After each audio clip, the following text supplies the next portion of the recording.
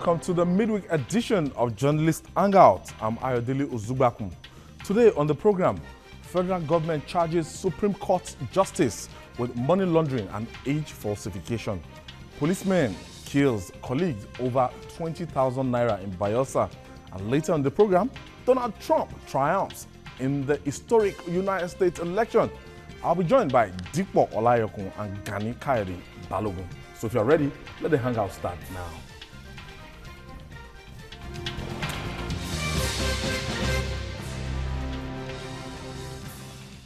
One of the judges arrested by the Department of State Services, Justice Sylvester Ongota, has been arraigned in court by the Attorney General of the Federation for money laundering and corruption. The federal government preferred some count charges, including money laundering, against Justice Ongota at the Federal High Court in Abuja. Ongota is accused of retaining several sums of cash, including 35.3 million naira, $319.596. That's $319,596,000, 25,915 pounds sterling, and 280 euros from his residence. Apart from the money laundering charges, Justice Ongota is also being accused of being in possession of valid diplomatic passports. That's two, an offense said to be contrary to the Immigration Act 2015. The Justice of the Supreme Court is also accused of deliberately making a false statement to the police, to the passports office concerning date of his birth for the purpose of procuring an additional diplomatic passport for himself in violation of the Immigration Act. With these revelations, does the federal government have a case against these judges? Dibo, let's break it down one by one. This is a justice of the Supreme Court, and as a judge of the highest court in the land, there are some things we should put in perspective here. Now, it's a different thing reading out these charges against them, and it's a different thing if it will stick when push comes to shove in courts, because we know our security agencies, we know our financial anti-graft agencies, we know that they have a tendency of bungling this thing up due to lack of due diligence, prosecution. Talking in terms of getting this fact right, because by the time we get to court now, I can see you shaking your head, but I'm talking from what we've seen in the past, several other cases that we thought we had watertight cases. By the time they'll say they want to amend the charges, they'll start amending the charges, and they want to withdraw one and put one, discovering that one will not be able to stay. We know the way these things or duplicates. So, Dipo, what's your perception on this? I don't think we should go into the area of whether security or anti-graft agencies boggle cases, because that one would take us many days to trash out. I belong to the school of thought that the problem of getting convictions in Nigeria is not because security agencies or the prosecuting agencies mismanage the evidences before them. It has to do with a lot of factors that has to do with our judiciary. Is it the case of Ibori that you want to talk about? It was not bungled by the security agencies. The Ibori case was truncated at the level of no case submission. The judge did not allow these agencies to present even the evidences they had. Or was it the case of Femi Fani-Kayode, when they said our planes were dropping like mango from trees, and at the same time, Obasanjo gave them money as intervention fund. The guy was allowed to have paid some money into his underage daughter's account. And when the matter got to court, they said, well, according to the law, that that thing was not admissible. So we shouldn't go into the area of people bungling cases. It has to do with our judiciary. Because the same evidence we presented before a judge in Nigeria were the same evidences they presented before Bolin in London. And he said, no, I concur. Now to the issue of the judges, how did we get here? A lot of people have come up with various ways of discrediting the operation that happened between the night of October 7 and early morning of October 8. I think we have passed that level. The people agencies involved have carried out what they call sting operation, because it was alien to us, at least to me, until during the time of Femi Otedola and the former member of the House of Reps. But now we have another sting operation, and the essence of the sting operation is to make sure that you have the evidence or the material evidence to be able to prosecute. And that is why some of us said, if we say, okay, these judges, because they occupy one status within society, they should have been invited. How are we sure that those evidences they found in their houses will be found as evidences now? And you see, some people have been coming up with a lot of theories that, yes, we told them now that they only want to cow the judiciary. Now they carried out operation. Nobody presented anybody to court. And we told them that the process is not going to be easy. There's one thing Nigerians don't understand. The president of the country as we have it now is really serious about this fight against corruption. If you look at when the president came in, one of the very first appointments the president made was to set up what they call the National Presidential Advisory Committee on Against Corruption. That was the very first assignment. And in this Presidential Advisory Committee, where you have Professor Isesagi and a host of others, you will see that the president meant business. And these are the people that are working all these things that the president is doing about these anti-corruption issues. That's why even when the EFCC or ICPC come up with some of the evidences, they still present it before these people who now look at it. You know, they were telling us about 3 weeks ago that those guys were looking at the evidences before them. I mean, the Presidential Advisory Committee on Corruption. It was beyond the FCC. It was beyond this SSS. That how can we get a watertight case? About 2 weeks ago, they said they have got everything they needed. But at least as a difference to the office of the Attorney General of the Federation, they were waiting for him to give the nod. So the matter is already in court, but we only hope that the bench will do, because some people have been saying probably there's going to be compromise on the part of the bench. But I think what has happened to the judges, because from what the judges have said, you will know that they need to prove a lot of things when they got to court. Maybe as the program progresses, we'll get to that. I'm worried about this denomination. You know, when if you are not running the bureau de change in your house, when you begin to keep money like this, I don't know. I've tried, investigating the salary of judges, of the Supreme Court judge, a Supreme Court judge, and I was told that gross for a year is not more than, give and take, 10 million naira. If that's everything put together, for their stake and everything.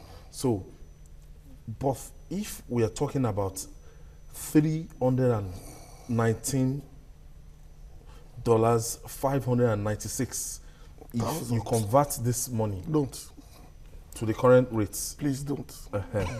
Now, if you are also looking at 25,000 pounds, pounds should be doing like 500, 600. 500, 600 now. So, I don't know, about 11 million. Just 15 million. 11 to 13 million. So I think, just like you said, and like he said, first you must understand the premise that this is an allegation. It's not been proven. So I know, and that's what I'm saying. The man can still come up and tell them he knows nothing about this money. Okay. That the money is fair enough. Because planted. Yes, because another judge actually said those money were planted. And we all know that they are throwing everything at him but the kitchen sink. And they would have done that as well if they could lift it. And I think the problem mainly that we have, and I've said this on several occasions, is the fact that if you look back how a lot of people became judges, realize that only very few lawyers of 10 years and above have left their practice to become judges. Only civil servants, those who are registrars, those who work in the ministries. Rules from the who just mark time until they serve 10 years, which qualify them to become a magistrate, and then they become a judge. So the habits they inherited simply follow them up to where they were. So based on that reality, it's very difficult to find somebody independently minded, independently wealthy, to resist some of these things that we are seeing. Because even as we are coming from a civil service background, less than 25,000 as level 8, and now about £1 million naira as a chief judge, the money will still not be enough because you are used to asking for certain entitlements outside your salary.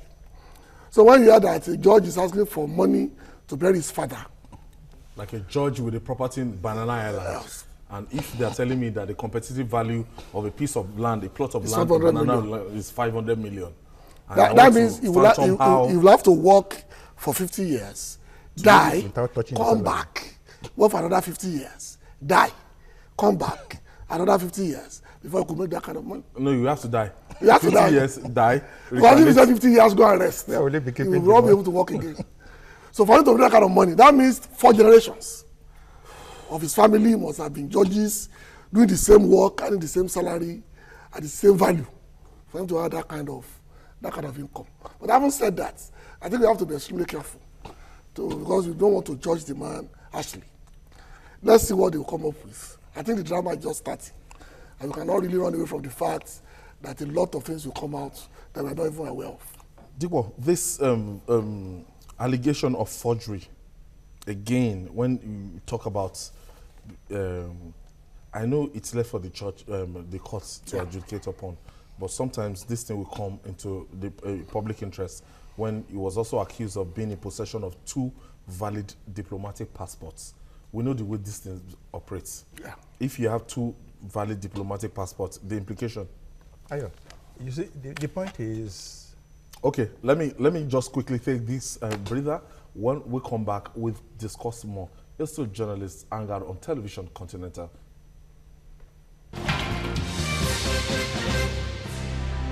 Welcome back. It's still journalist Hangout reaching you from our head office here in Lagos, Television Continental here in Lagos, Nigeria. And Digbo, looking at this allegation of, in possession of 2 diplomatic passports, you know the implication of this. A Supreme Court judge. Yeah, the Supreme Court judge himself, he knows the implication. And interestingly, in this country, it's like lawlessness have become part of our life. Because don't forget, this same Justice Uguta is a judge of the Supreme Court, told us that somebody approached him that he should influence the judgment of some election petition a tribunal that goes to the appeal court as far back as February. And the best thing the man felt he could do was to report to the CJN. He didn't deem it fit as a minister in the Temple of Justice to make sure that such a person is punished. That is aside. Or arrested. Or arrested. Or made formal complaint to where authorities that they even has the power of arrest. Now back to the issue of falsification of age. Except we want to deceive ourselves. This thing is very common in public service. Don't forget about 4 or 5 years ago, the Chief Judge of Kwara State was recommended for dismissal because they discovered that he falsified his age. That one went like that. There was an altercation, or let me say disagreement, between the governor there and the House of Assembly because it's like somebody wanted to sweep the thing under the carpet. Don't forget that the same thing happened to the Chief Judge of Enugu State. We don't not surprise you. It is very common that even our lawyers, as we know, there's something they call the Land Use Act, that every land belongs to the government. You will go to a lawyer that you are just purchasing a land, and the lawyer will tell you that it's going to backdate. I'm not implicating the lawyers. This is just something that goes on every now and then, that they must backdate that thing to pre-1976 before the deed comes in. So a lot of lawlessness go on in this country that has become part of our life. And even the person that wants to live a normal life is seen as the opposite person. So the issue of the diplomatic passport, I think, like DKB said, the guy has a lot of explaining to do when they get to the court. Because, like we said, the period of between October 8th and now rather, allowed the people that drafted their charges to look at all the evidences before. And like he said, a lot of things will still come up. Because one of the justices or judges was accused of having about 2 or 3 different forms, asset declaration forms, before the CCB. Because if you have all this humongous property, you see, there are certain things that some people do not know. So there are certain things that as a journalist, information you come across, and then because of national security, and then because of personal security, you decide to keep it to yourself.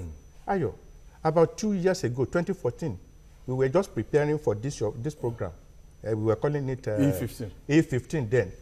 And a journalist told us, I am saying this, and the person that told us will now, if he's watching, he will see it, that they were doing a story when he was working with another organization. They were doing a story on the sources of foreign exchange for these our malams that we call malam. And that is in the course of doing that their investigation, that one of the malams told them that the sources of their foreign currency are from the judges, the judges. Really? Especially the judges that sit on election petition tribunals. I am saying this before camera. That he said those people even told them that they are the regular customers. Those judges who have this money, they will call them, they will go to their houses and collect this thing, go and sell. He said the man told them that some of these judges even travel as far as Ghana to go and meet their would-be bribers, just to make sure that they cover their track. If I, as a person, should know about this, I expect that people in security agencies should also know. So I think we have started something. What we need to do, there might be some mistakes here and there. I think what we need to do to support the current government is that if you don't clean our judiciary, we have not started at all. Because some of us that have been victims of perversion of justice, we know what we are talking about. Like the retired Justice Samson Iwefo said, a corrupt judge is worse than an armed robber. Yeah. And I mean it in every sense of that word. An assassin. Yeah. Yes, because when they pervert justice, it is there in the book of Lamentation, or another Lamentation, or so forth, Solomon. The Bible even envisages all these things, envisages what we are talking about. And the Bible placed a cost on them, because what they are doing is killing the society. So if we are going to make any headway at all, if we don't clean this judiciary, because the moment you realize that if I do anything, any infraction against the law, and I get to the judiciary, I'm going to be punished, you will see there will be sanity and order in our society. It must be made abundantly clear that these are just allegations, and it's something that they will have their field day in the courts. Yeah. And in Nigeria, they are innocent until proven guilty by court of competent jurisdiction. Moving forward, Gani, when you want to look at these people now, I think they've been able to power pressure on them. Yeah. So to step down, and some of them suspended formally? From sitting. From sitting. It doesn't stop their salary, it doesn't stop. Okay, it won't stop their salary and anything. But they cannot sit on cases. They cannot sit on cases. Yeah. I think we're moving forward. It's a step forward. A step in the right direction for that fact that we could get the NGC to backtrack. But if you look at the laws that the NGC they've been coming up with after the old events, it's as if they are running like a secret organization. You must not report them. There are things that they modified in their modus operandi. Like I said on this program a couple of weeks ago, they are the one who shut down the principle of the fruit of the poisonous tree doctrine that should protect them now. So shut down by the Supreme Court in the case where they said that no matter the way evidences were procured, it will stand once it's germane to the case in question. So they can now come back and make a ruling that a case discussed in the media is automatically null and void and cannot be taken up. It's just like a child telling a child not to cry. You know, and I know that would be possible. The child. So it gets to a point that all this is just what we call grandstanding. Reality is dawning on everybody now. That it's no longer business as usual. And the only way for you to clean the August table is to get your hands dirty. The NJC is a product. Okay, let me quickly take our first caller today from Niger State. Oh, we missed that caller. I think you'll try again. Yeah. NJC is a product of law. So they cannot make a law outside the law. And the law that set up NJC is very clear. They're basically an administrative organ to handle judges, just like mobile police or internal affairs. The Police Service Commission. Now, that is no more of a bureaucracy. So what we are saying is that no matter what we say here, this case is going to be the case study of the direction that the war against corruption is going to go. Lucas Classicus. It's not the one we are going to quote, it's the one people are going to work with. But the advantage it's giving us is that some funny judgments, like the Supreme Court judgment in the case of Wike, will never come up again, where you cannot make sense as a layman of the reason why a particular pronouncement was made, when all evidences point in another direction. And when the man himself stood up and accepted and declared in the church that he wants to tax somebody for linking him up to people who said, see, Mr. A and B, they can help you with your case. When under the law of Nigeria, at that level, They're supposed to present a case in written form to the lordships. So we are moving in the right direction. It will be slow, I guarantee you. And there will be some hiccups on the way. But ultimately, we'll get there. Your last take on this, how do you want this to span out? Yeah, GKB said something at the beginning. The process that threw up these people we are talking about. I remembered when I was growing up in Abeokuta, the image of a judge that always comes to my mind is the image of one man they called Justice Odunlami. We were very small then, but I'm using the word in quote. Okay, Dikbo, Ugo is calling us from Ghana. You go from Ghana. Let's quickly take this. Thank you for joining us. Thank you. Yes, go ahead with your contribution, Ugo. Good, thank you. I think the judge that is possessing two valid passports is not supposed to be blamed. Because I believe we are having now biometric passports. So in the situation you have the data on the computer, I don't think he has anything that he can do to get a different passport. So I am of the view that the government and the immigration officer that has given him that valid passport should be asked of.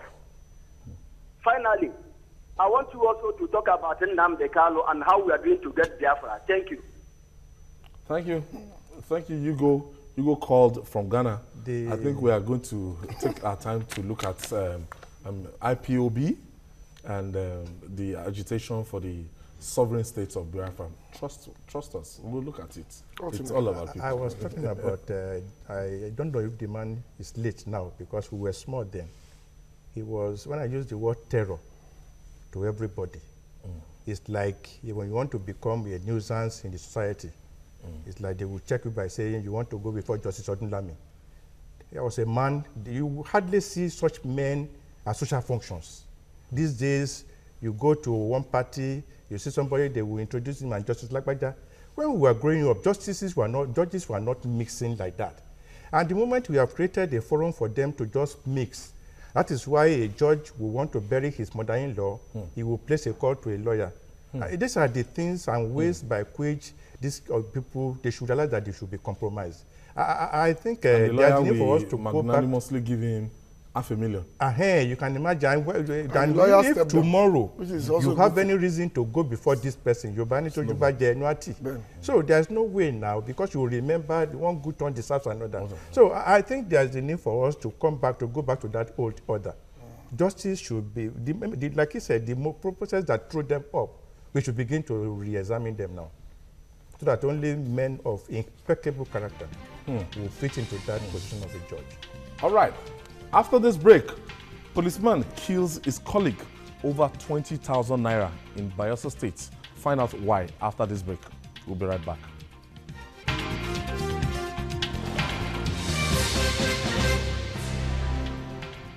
Welcome back. On Tuesday, a policeman killed his colleague over 20,000 naira, reward given to them for services rendered in Bayelsa State.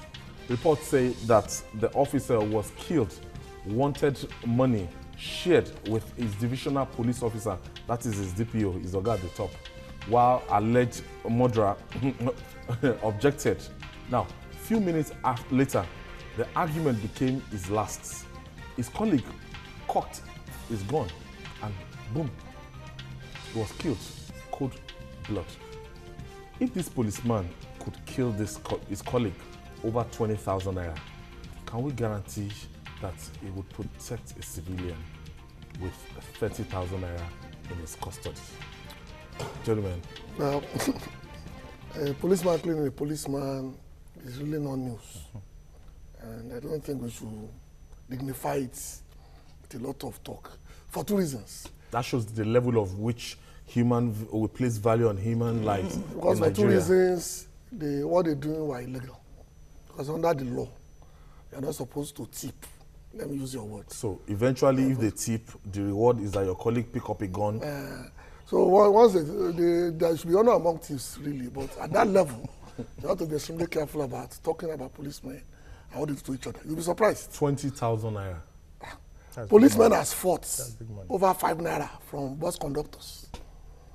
And so 10,000 is like the El Dorado of what could lead to a gunfight. Because the They man wanted to share the money with their DPO. On a pro rata basis. Is it that bad? It is that bad. There was a day on Lagos Ibadan Expressway that the man cocked his gun because he said the Danfo driver gave him less than what they agreed. Because he wasn't looking at it. So the man just folded his hand. So when the vehicle moved, I think, he now checked it. I was now shouting, hey, hey, hey, hey. So he was now shooting in the air. So the bus driver would now have to stop. So the guy had to come back. What you gave me was not enough. He wasn't hiding it. He said, these are the agreements. He had to waste his And there are about 14 people in the bus. So if he had shot at them. He would have shot if the guy moved an inch more than that. I imagine 4 people at the back and they were shooting at the vehicle for something as measly as 15 naira. So you're not talking about a princely sum of 20,000 naira. It's lucky there's only 1 bullet. Yeah, there are so many things. This is strange. Yeah, strange. Maybe in other lands. But here, we're used to it. Because so many innocent souls have been terminated in that manner by the men of the Nigerian police. We have had instances where just because of 20 naira, they have shot into a fully loaded bus, killing about 2-3 people. At times they will kill bus conductor. And even when there's a scuffle or any disagreement among themselves, policemen don't waste time in cocking their gun, either to make the other person to see reason or because there are so many things involved here. We were saying something off here. You have to again look at the process that threw up some of these police officemen. Do we begin with their training? What manner of environment were they trained? We just recall what happened at the police college Ikeja that forced the then President Jonathan to make an unscheduled visit, and he said what he saw was an eyesore where boys and girls were sleeping on bare iron, no foam, and you need to see them as they are being trained. You don't expect a person that went through them like animals. That went through that process to come out and have his sanity. Even beyond that, where do they live? They stay in the barracks. We also said it on this table. Pay a visit to the army barracks, pay a visit to the naval base or Air Force, and then decide to go to where you have police barracks. You will be wondering whether these people belong to the same security agencies. That is one. Then 2, Ayo, if you have mingled with policemen a lot, you will know that policemen, not trying to deride them. Nigerian police is about the most indisciplined among uniformed people in Nigeria. Even at a checkpoint. If the Oga, let me say maybe somebody who is hanging 2 bars, is the head at that checkpoint, decide to say, okay, oh boy, let this guy go. If the other guy say, oh, guy is not going, it's not going. No matter how far the distance between him in terms of rank. The Nigerian police, there's so much indiscipline within that rank. Sorry to cut him, but that one is an act. It's not true. Because it's an act that they do. The guy will pretend to be a nice guy. The other man will insist, or vice versa. So while you are talking to the one you think is a nice guy, they've already made up their mind you are caught, and you have to pay something. Okay, maybe. It's not that they are disobeying. It's possible. It's an act. And it applies to VIO, applies to road safety, whatever you are caught in their trap, any one of them. Just take your punishment like a man. Because if you are talking to somebody, the person you are talking to will make sure you pay, but he will be guiding you in such a way you think he's helping you. So it's not really that they are disobeying the man. It's that that's the act they brought from the office to play on you, that you think that somebody is helping you. They are not helping you. That one is okay, nice now that's the good cop, he was the bad cop. Back to the issue. What caused the altercation? The other guy said, just like a reporter goes out, comes back with a story. There's something we call letter to the editor. By the time you are submitting your story, I don't know if you guys do it here, by the time you are submitting your story, you are submitting the letter to the editor. The guy said, the DPO who sent us out, because the man knows that if they don't settle the DPO, the man will not set them out. And the worst punishment you can give a policeman is to sentence him to the desk. Let's go. To Grandy. So the other guy who said we must settle is only thinking about tomorrow.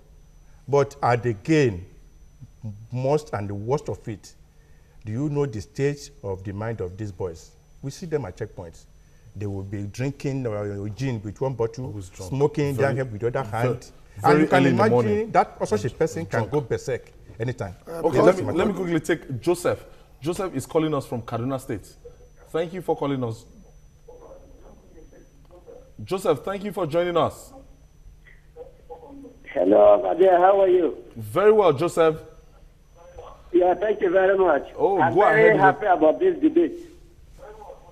Now, my concern is that when you look at every sector,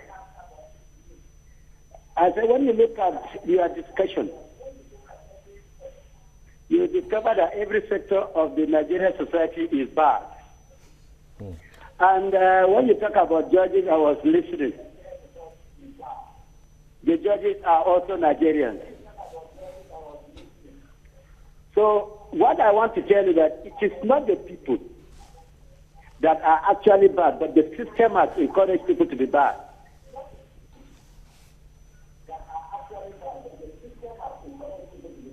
So unless we change the bourgeois capitalist system we are operating, even after this regime. I think, Joseph, you are listening to your hallback and you are very close to your monitor. Just turn down the volume of your TV sets or step back. Hello, Joseph, are you there?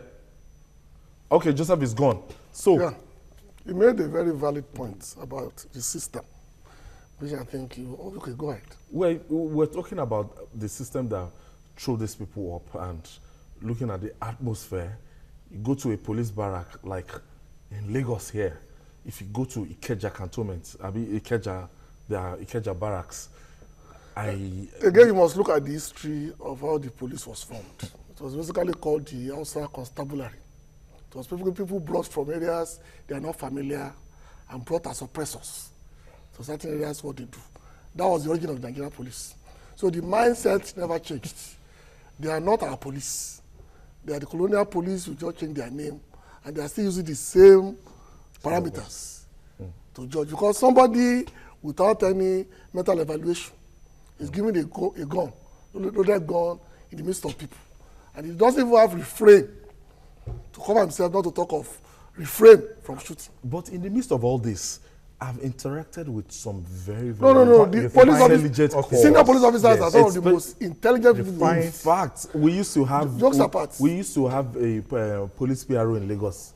Everybody know Frank Umba. And do you understand? And when you look at the CV of Frank Umba, and the schools and everything, and the last time I met him, he told me he just came back from Scotland Yard for a training, and I said, man, no. There's nothing wrong with the officers' corps. They are one of the best set of people you can see. And those of them extremely intelligent, extremely hardworking. I know one who doesn't go home at all. He sees his family maybe once in a week. Because his job entails that he sleeps in the office round the clock. Because he's in charge of a very sensitive state. And when you are doing that, you cannot have the time for that. And I know the CP personally. Let me quickly pick this call from Taraba State. Many thanks for joining us.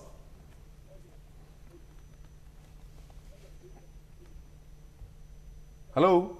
Hello? Yes, thank you for joining us, Atoshi. Thank you, sir. Go ahead with your contribution. Yes, I'm happy that today I can get you. For the past 3-4 months I've been trying. 3-4 months, Atoshi, thank you. Yeah, you see, the system we are in now is so bad that the police have degenerated to a situation where we don't know where we're headed to. If you travel a little from the roadblocks you meet on the highway, people collecting 20 naira, you see vehicles lined up just because of 20 naira. People are suffering. It's so unfortunate. And there is, the IG has said roadblocks should be banned because of all this kind of a thing. That these things are not, they keep persisting. I pray that the president can set up a special task force that can move around in Mufti to arrest those kind of scoundrels on the highway. Thank you, sir. Thank you, Atochi. Thank you for He's right. And I was saying the problem is the rack and fire and the way they are employed and the way they are trained. Nothing wrong with the officers' corps. And even the officers' corps, some of them are exceptionally corrupt. As in, beyond corrupt. As in, Beyond. you need to deal with. No, Let me take this breather. When we come back, we'll talk more. Please don't go away. It's still journalist Hangout from Television Continental here in Lagos, Nigeria.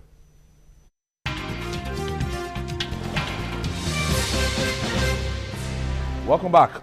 So, still on Nigerian Police Force, and I have a lot of friends. I hope I won't be in trouble after this program. I have a lot of very, very close friends. Well, my best friends are policemen.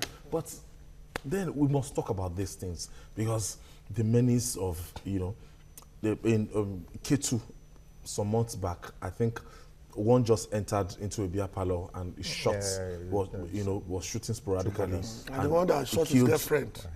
One time for...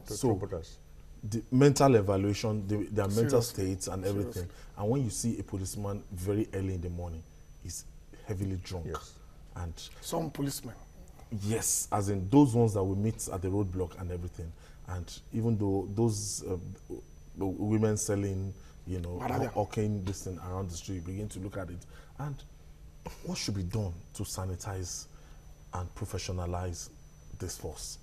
One, I think there's the need for the Nigerian government to reevaluate the syllabus and the orientation to give to the Nigerian police, because many of them still carry this mentality of which is for them to protect some certain people against the common people, Nigerians.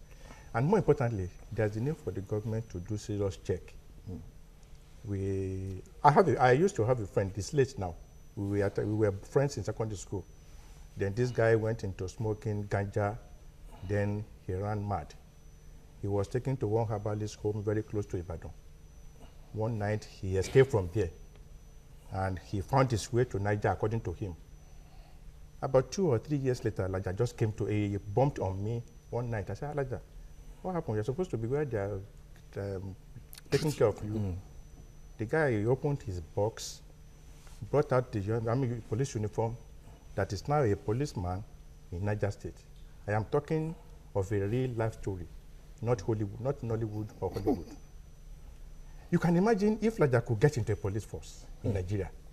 He's a guy that escaped from a mental home. You can imagine what can happen if all of a sudden he decides to have brainwave. So I think there's the need for the people doing the recruitment to do a check on the background of people they're employing into the police. It is very necessary. Because ordinarily you cannot just hold a gun, cock it against your colleague, except there's something wrong with you. If you are sick. Yeah, but my own panacea is always not very popular. I believe that police should be based where they are from.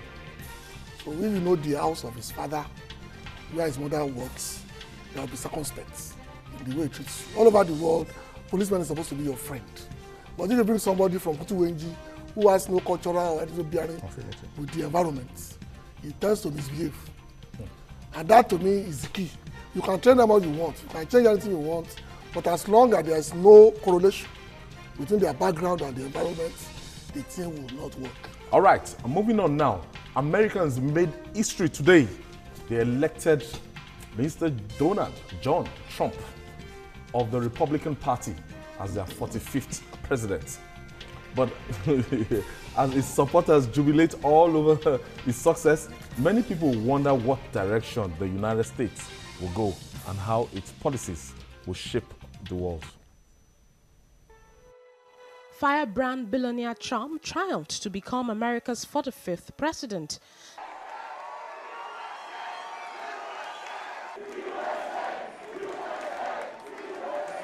Leading to the polls, he promised many things in his first 100 days in office, but there are questions about whether he can fulfill these promises. Will he build the wall on the shared border between the US and Mexico? What about immigration? What about deportations?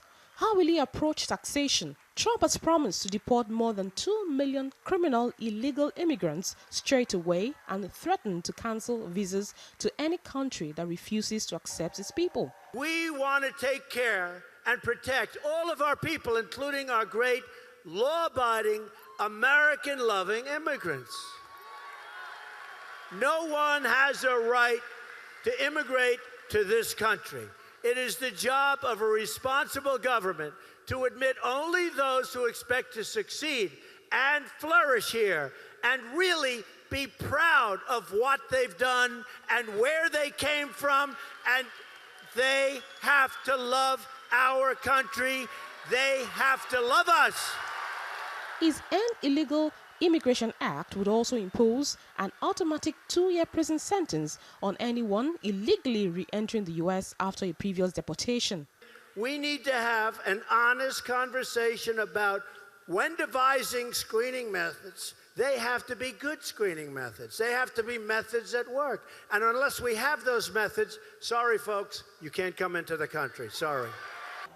On taxation, the president-elect promised a 35% reduction for middle-class families with 2 children and a 20% reduction in the business rate. Trump says his economic plan will move all Americans into 3 tax brackets, down from the current 7. It would also cut the corporate tax rate to 15%, which now sits at 39%. We're the highest tax nation in the world. Our business taxes are going to be brought from 35% to 15%. We're cutting regulations, which are absolute. We want regulation for environmental. We want regulation for safety. But the regulations are massive, Howie. They're massive. For foreign trade, the businessman said he would tear up trade deals, particularly the recently signed Trans-Pacific Partnership Agreement, which lowered tariffs with 11 other nations, including Australia and Canada. He would also direct the Secretary of the Treasury to label China a currency manipulator. Trump also plans to get rid of Obamacare, the health care reform introduced by President Barack Obama, which opponents had said it's too expensive for the middle classes who do not qualify for subsidies. How will the new commander-in-chief handle terrorism? Well, he said he will recruit NATO to invade strongholds in the Middle East to knock the hell out of ISIS. ISIS is making a tremendous amount of money because they have certain oil camps, right? They have certain areas of oil that they took away. They have some in Syria, some in Iraq. I would bomb the shit out of them. He has regularly repeated his belief that Hillary Clinton's actions as Secretary of State allowed the terror group to grow. Hillary Clinton suffers from bad judgment. She does. So that bad judgment was just a disaster, and we have now the situation that we have, lots of problems all over the world, and yes, ISIS has been launched and launched fully. Whatever the outcome of Trump's electioneering promises, he has changed the political culture, and the world is watching. Olamide Arikawe, TVC News.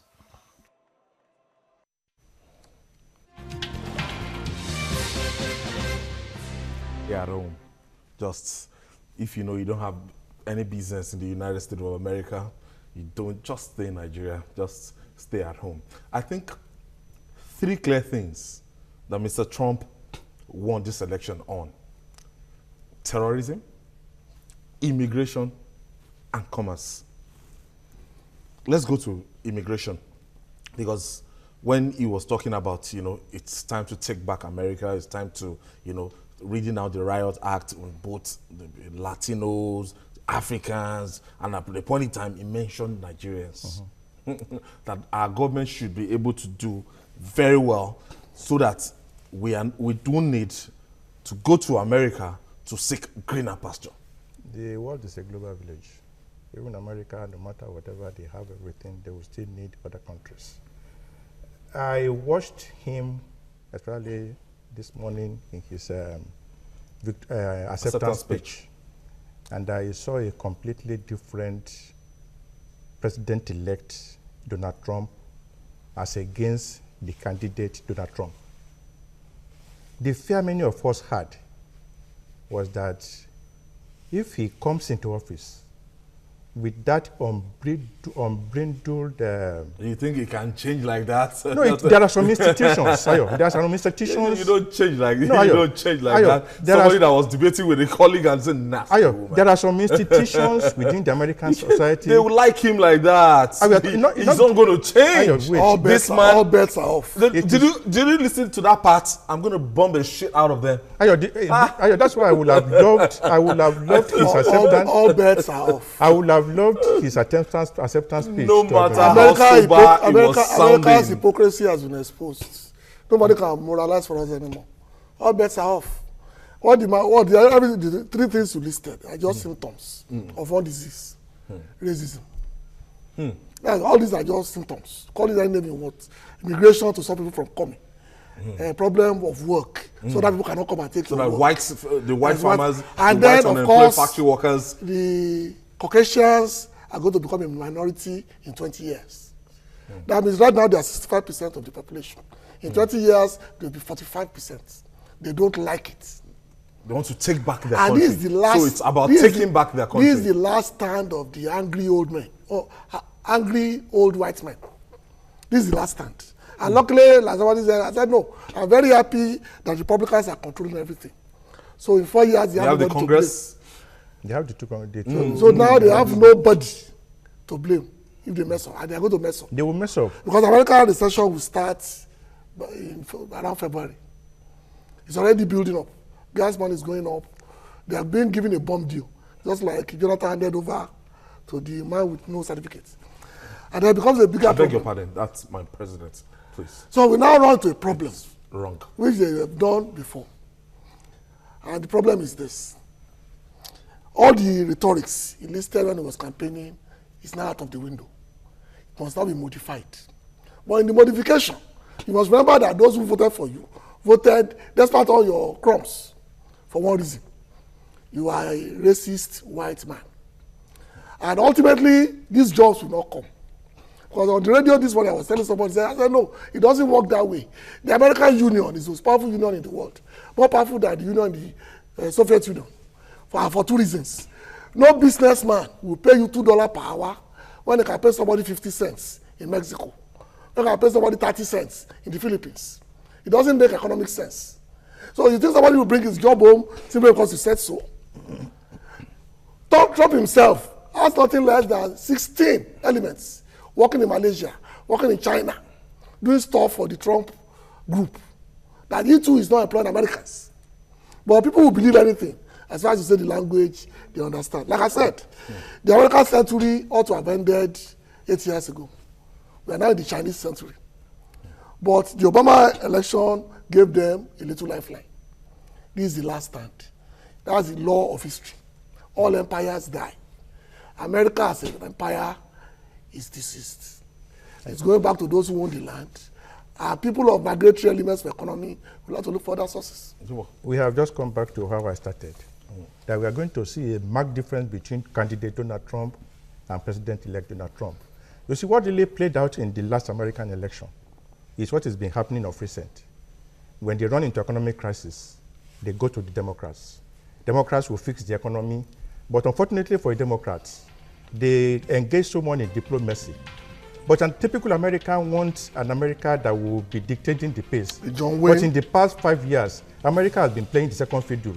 At times in Libya, they came after France.